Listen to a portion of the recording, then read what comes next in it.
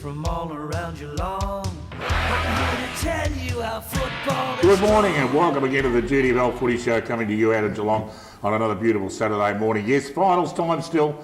Big games on this afternoon, the preliminary final, cutthroat game, and boy are we looking forward to that. But last weekend we saw a couple of big games on, qualifying final, elimination final, first semi-final.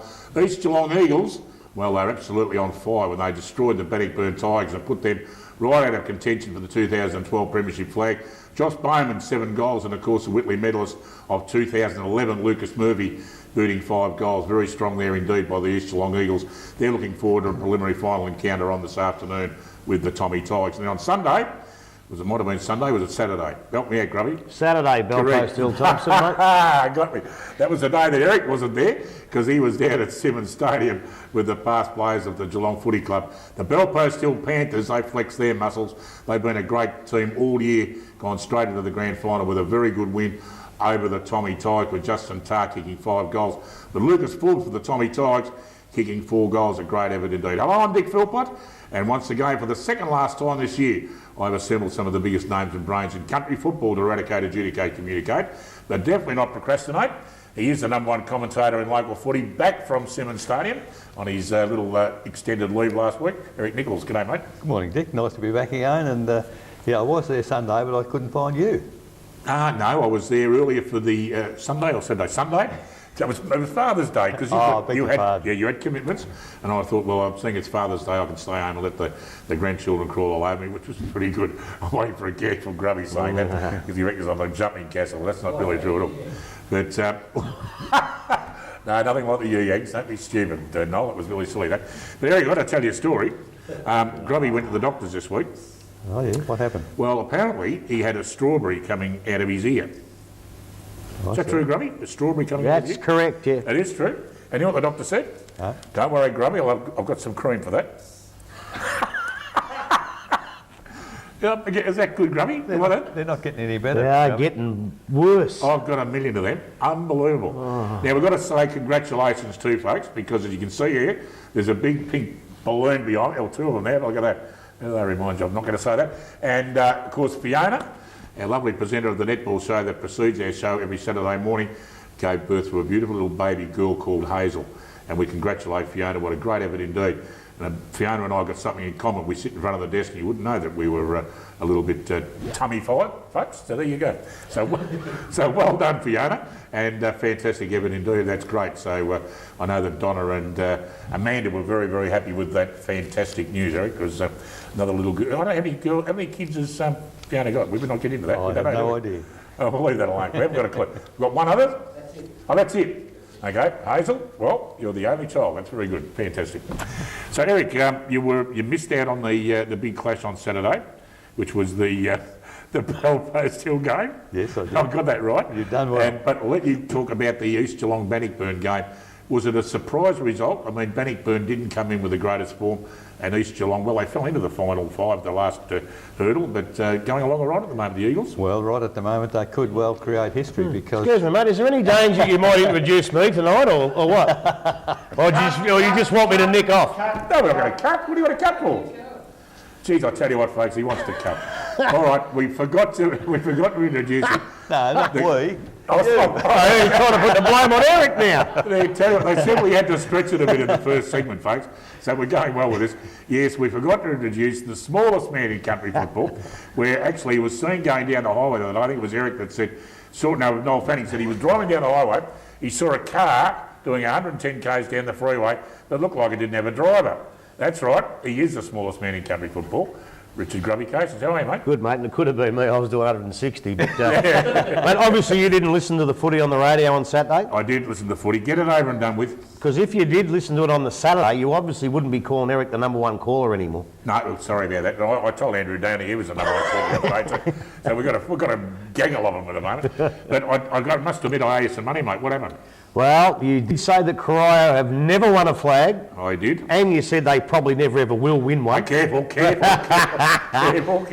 And in actual fact, Corio did win the 1995 grand final, and I'll have the 20 if you don't mind. Thank you, umpire. Look at that. Hang on a minute. You got a light, Fano. Let's hang on.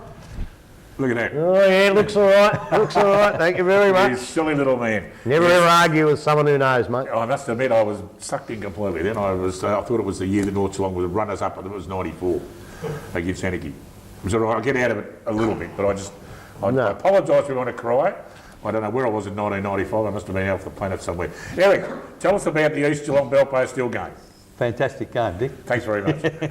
No, East Geelong... East Geelong who? Oh, the Belpo Steel. See, you've got me rattled there. Belpo still played Thompson, That's mate. right. Now let Eric finish. He wants me to talk about Sunday. East Geelong won a very good game, Dick. And they probably they put themselves in a situation where they could create history and be the first side in our league to win the premiership from 5th position. They played very, very well, and a remarkable turnaround from 4 or 5 weeks ago. Gee whiz, eh? That's fantastic. So good to see East Geelong on fire at the moment. We've got a very special guest coming up in the next segment, the coach of the East Geelong Eagles, so we look forward to have a chat to him. Now, the Belpo Steel Thompson game, Grubby, big game. Belpo Steel, we reckon they got their name written on it. Is that, would you say so yet? Yeah, look, I think they have, but what worries me, I said it on Saturday, what worries me is they had a nice easy run in, they didn't play much, they came in, they played, have a rest, play a game, have another rest. I think that if there's a bit of wind about, you win the toss and kick with it and they're a bit flat, you get a lead early. I'm a bit worried about 2 rests in a month. They only played 2 games in a month, and East Geelong have done it pretty hard, Thompson have done it pretty hard. I tell you, East Geelong, I thought they were poor against Werribee, and Werribee were poor, and I was ready to write them off, but by crikeys, they weren't on Saturday. They played a lot better, Eric, didn't they? Can I just ask you, the last quarter, 5 goals to 1, Belpo Steel kicked. Were they fresher? Was that the reason? And maybe the week spell did them good? Well, in a way, but I think they could have blasted them off the park a couple of times, and they went back to this little, chip kick around the half forward flank, and I think they were conserving energy. Yeah. Haven't been able to train on their ground. No, I think they were teasing them a bit, actually. No, interesting. Oh, well, we'll soon see, because of course the big action is on this afternoon when the Belpo Steel are in the final. See, I'm thrown completely this morning, folks. When the Tommy Tigers take on East Geelong, and see, I'll have a crack at the Panthers next Saturday afternoon. We're going to pay some bills, try to get some sense back into the organisation today. I'll take a deep breath and get everything right. I'll get my idiot sheet up correct next time, and everything will be okay. Pay some bills. Mitch Cleary will be back with the Colt segment shortly. Back after this. We are the Raiders from all around Geelong. I'm here to tell you how football is strong. And welcome back, and hopefully we'll have a bit more sense in this segment, because we were completely rattled, or I was completely rattled in the first segment, thanks to the smallest man in country football. We've got the segment that everyone looks forward to every Saturday morning, everything that is Colts footy in the Geelong region. Here's Mitch Cleary. Thanks, Dick. Well, this morning I'm coming to you from Simmons Stadium, where the first 2 semi-finals for the GDFL will be played, kicking off this morning, and the other match tomorrow with My St Mary's taking on Colac. We'll quickly whip through the winners of the Colts Best and Fairest awards from Monday's awards at Buckley Entertainment Centre. In Division 1, Matthew DeGisto from South Barwon won the award. In Division 2, a GDFL player who has had senior experience, Carl Chesterman from Werribee Centrals, beat the Warple from Bannockburn. In Division 3, Macaulay Harrison from Belmont Lions won the award there. And in Division 4, Andrew Jones from Grovedale's second side won the league Best and Fairest for Division 4 Colts. And the Division 4 Grand Final kicks off this morning at Queen's Park Top Oval between Port Arlington and Grovedale 2. Andrew Jones playing in that side from 10:30 a.m. In Division 3, North Geelong play Belmont Lions in the preliminary final for a spot in next week's Grand Final against Inverleigh. That kicks off this morning in just over an hour's time at St Albans. In Division 2, Werribee Centrals and Bell Park do battle in the preliminary final at Queen's Park, kicking off at 9:45 a.m. The winner of that match will play Geelong West St Peters, and those Queen's Park battles also coincide with the BFL reserves and seniors preliminary finals there this afternoon.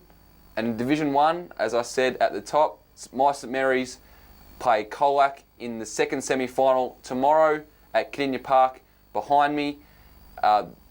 That match is for a berth in the second semi-final berth for a berth in the grand final, and the other match in a do or die semi-final 1 is between St Joseph's and Torquay. The winner of that match will play the loser of My St Mary's and Colac. That's all from me, Dick. I'll see you next week on the big grand final edition.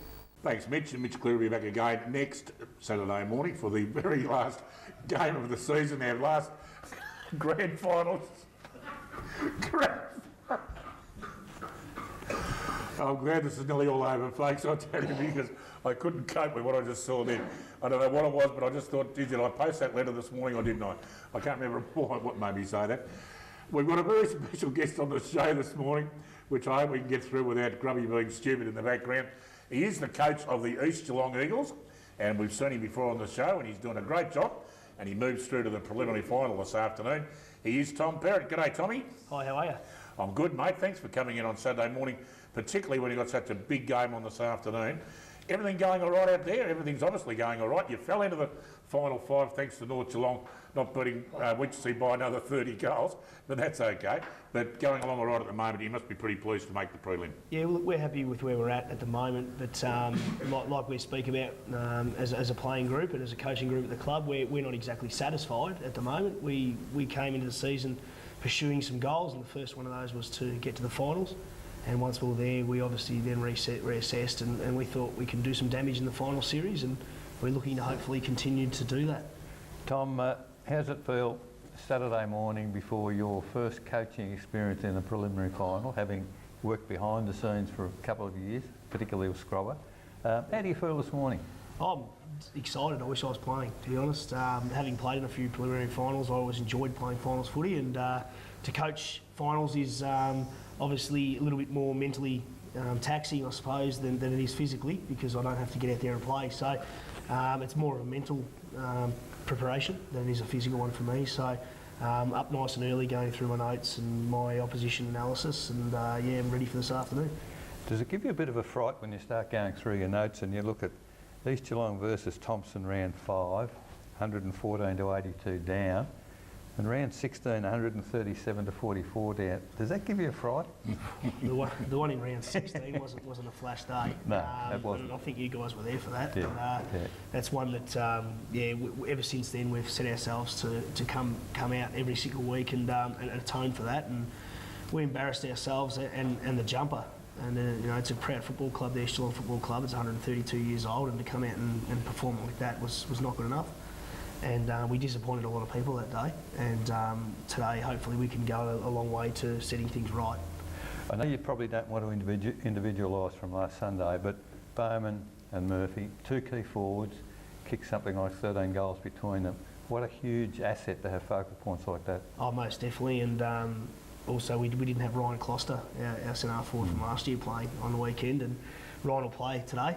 And he's extremely excited about that, and it's good to have him back into the side. He's just a great inclusion, a guy that's played VFL football, and he'll also run through the midfield at some stages, but I think he'll probably predominantly run around in the forward line, and hopefully between the three of those boys we can stretch Thompson's defence. But if we don't give them supply, if we don't give them adequate supply, it counts for nothing. You can have Jason Dunsell standing in the goal square, it's not going to count for anything. Another guy who perhaps hasn't had a lot of credit through the year, you probably call him a journeyman. I reckon absolutely dominated the ruck position last Saturday. Bolton did a fantastic job for you. Boltsy's probably our most improved player, I'd say, this year, and he was playing as the understudy to Adam last year in the ruck. And pre-season, he came back, did every single session, did everything right. He's firing, he's fit, he's strong, and he's got an extreme appetite for competition. And he loves contested footy, and he's an extremely physical player. And we're looking forward to seeing how big Boltsy goes this weekend against Oakley and Grigg. I know you're a very, very keen student, and you said you've been through your notes in this week. How much emphasis have you put on your midfield in preventing the ball getting to Forbes? Because the games they've lost, Forbes really hasn't had a lot of supply.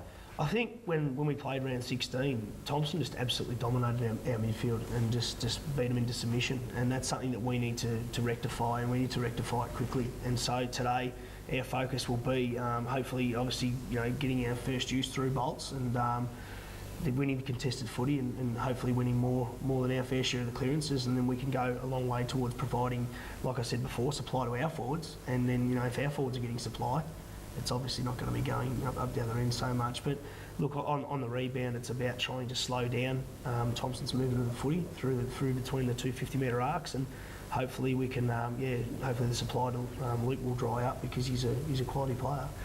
Ricky O'Toole, I reckon, owns us in Auburn's ground, and he proved last Sunday he might be a little bit heavier, a bit bulkier, but his bulk was fantastic. He stood his ground, he was able to pick the footy up, feed a handball out to your running players, and he gave your forwards a lot of use last week. He's such a good player, Rick. He's by far the smartest player, I'd say, that I've seen in any country footy and in all the different leagues I've been around.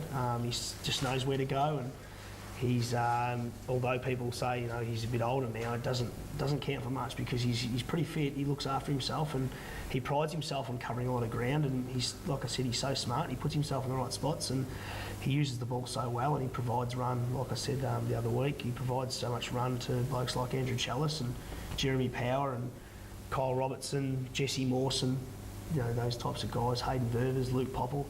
And like we saw on the weekend gone against Bannockburn, they managed to carve up the turf, and hopefully we can do the same today. Well, it'll probably be a reversal of form if you do win it, and I would think you might go in as favourite. Dick, I think you'll get a real chance. I reckon they've got a real big show, actually. They're doing everything right at the moment. All you've got to do is be in the game, and it's on this afternoon, and it is cutthroat, and, well, you've only got to get there and play your best footy, Tommy, and away you go. You must miss...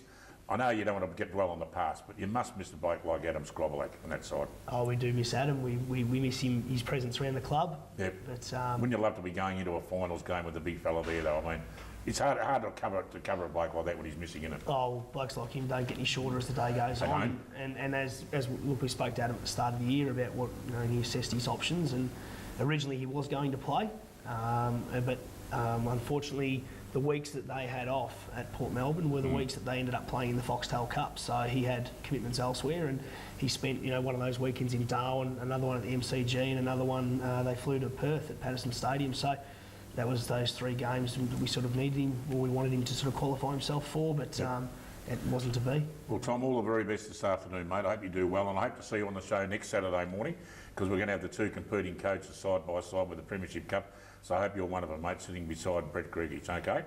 Thanks, You've got a date next Saturday morning. I'd like to have something on next Saturday. Good on you, mate. Okay.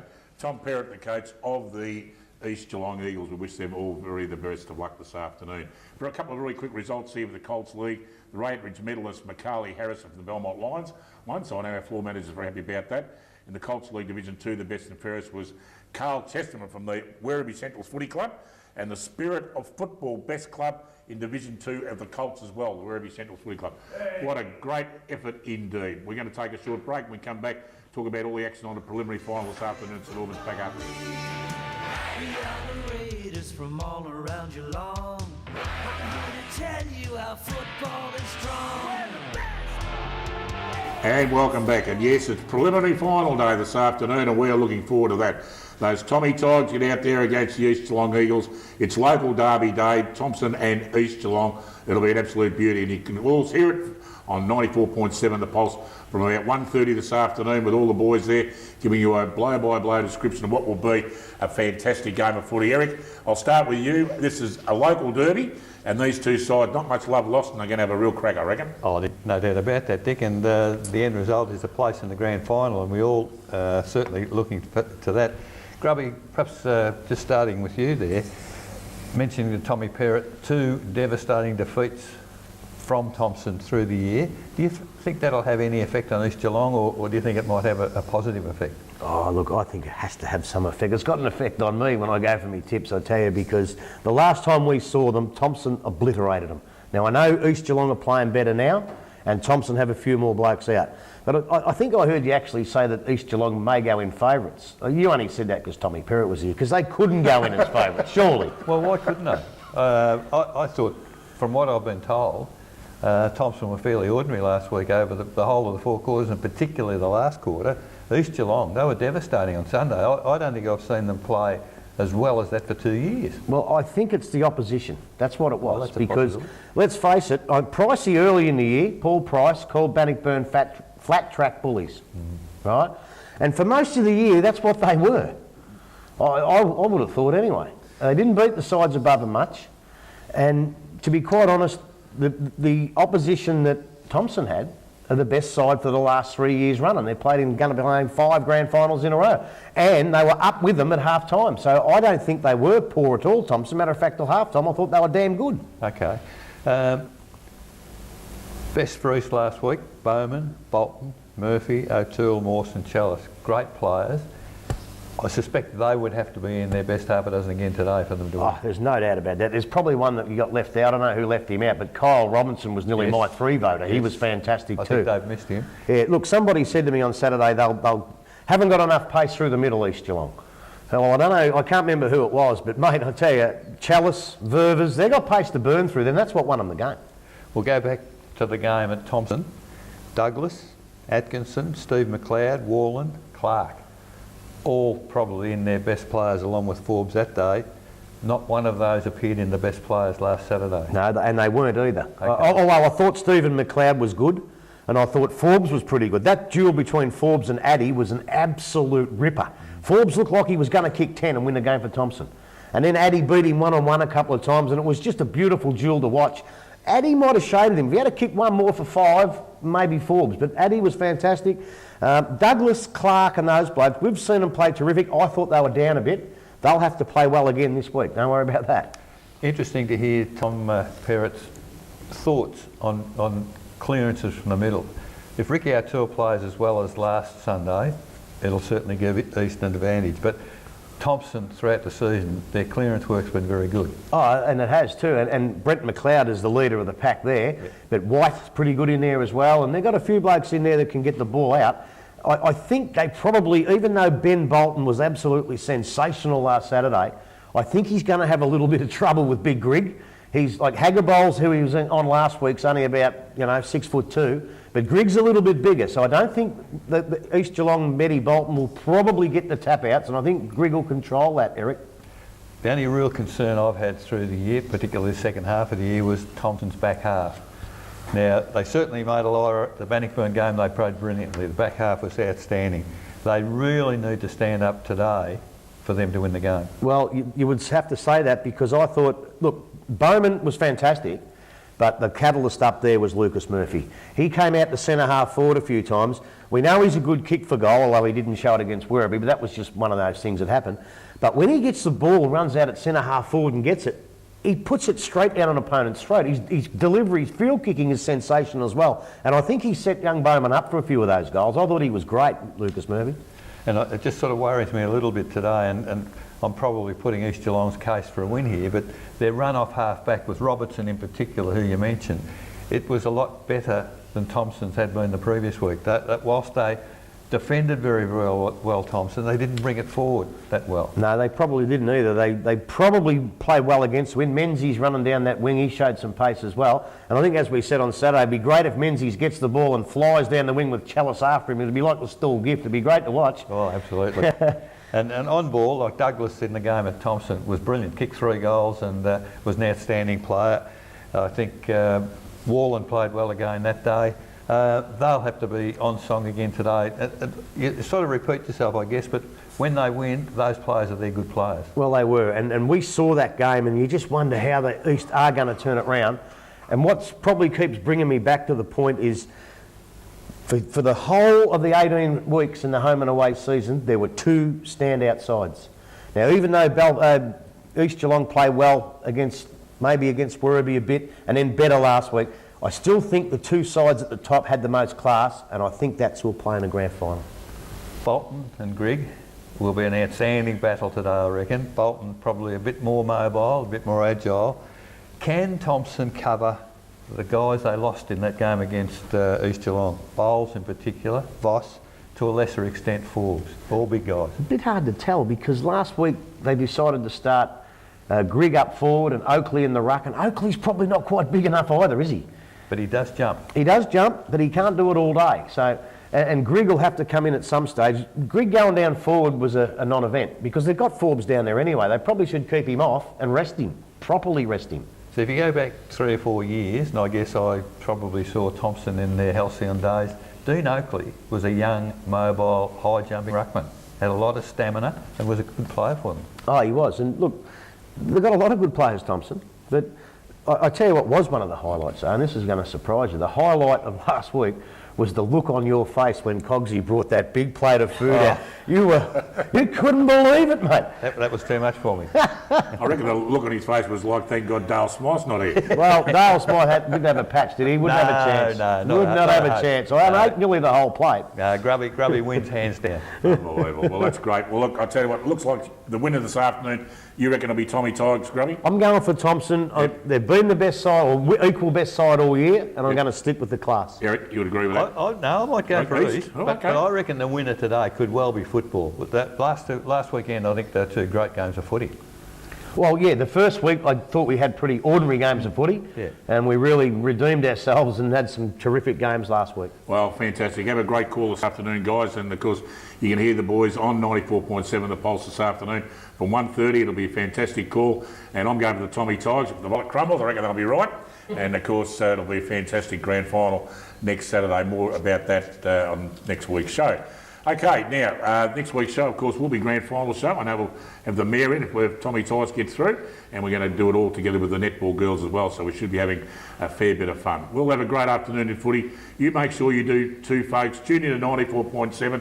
Listen to a great call, great preliminary final. Go to Tommy Tigers. I've jumped on the bandwagon. Don't you worry about that. We'll see you all again next Saturday morning. Bye for now. We are the Raiders from all around Geelong. I'm here to tell you how football